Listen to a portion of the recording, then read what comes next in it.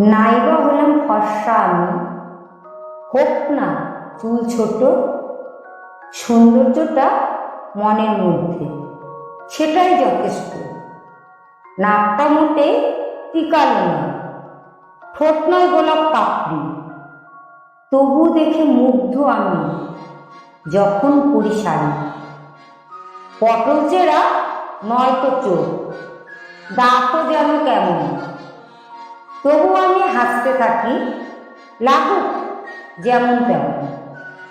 Slim আমি মোটেই নই, লম্বাও না খুব, জিন্স টপটা খুবই প্রিয়, পরলেই মনে সুখ। ধন্য জীবন আমায় পেয়ে, খুশি বড়ই আমি, যে বিধাতা বলল মোরে, তার কাছে ঋণী। নমস্কার।